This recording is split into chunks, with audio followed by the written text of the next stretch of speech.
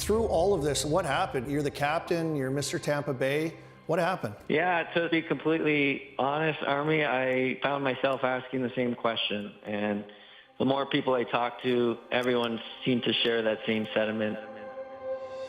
Signing season started with a tectonic shift in the hockey world. The Nashville Predators landed not just arguably the biggest fish in the ocean, but a whale that many thought wasn't even there to begin with.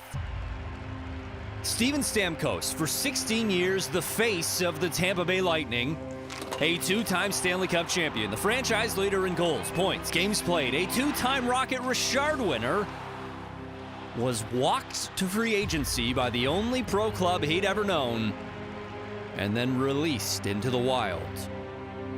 It was stunning to watch Lightning GM Julien BriseBois cast aside a franchise icon.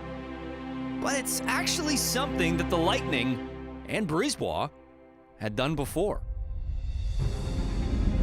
I'm happy we got the win. Obviously, you know, for Team Canada, you guys can't imagine how I feel, obviously, and I'm extremely disappointed, and I'll just leave it at that. Is it tough just to, given all that happened today? I've said what I had to say about it, and we'll just leave it at that. When Martin St. Louis was left off the 2014 Canadian Olympic team, it was stunning.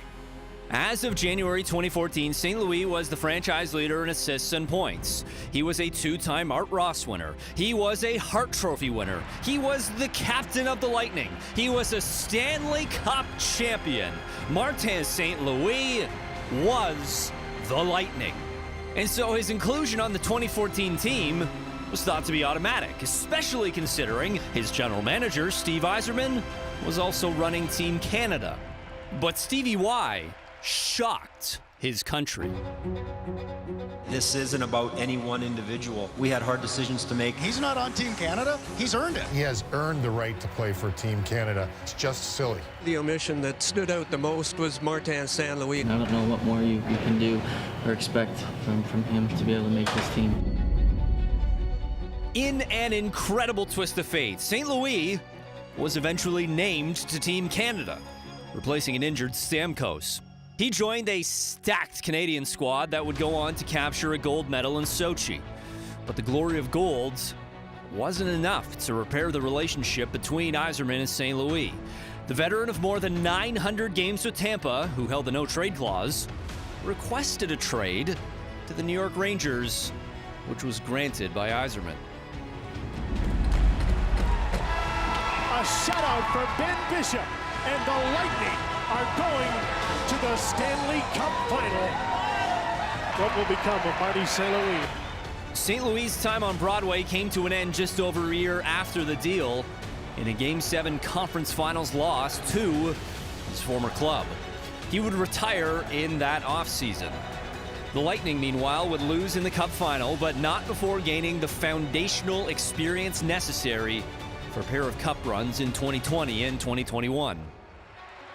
Meanwhile, watching Yzerman throughout the standoff with his superstar was Tampa's then assistant GM, BriseBois, gathering lessons in how to navigate a franchise-altering transaction.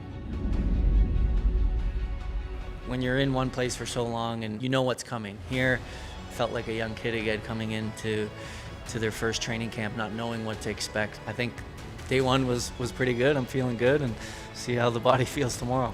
10 years later, Stamkos is chasing his third Stanley Cup, this time in Music City. Nashville emerged as a true contender after an offseason in which they locked up UC Saros long-term and then splurged not only on Stamkos, but on Jonathan Marchessault and Brady Shea as well. However, before any postseason play, an early season meeting on October 28th with the Lightning in Tampa awaits Stamkos. We can look ourselves in the mirror and say we tried our best to make it work in Tampa. My family and I absolutely love playing for that city and playing for the players that are there. It just seemed like maybe not everyone thought that way.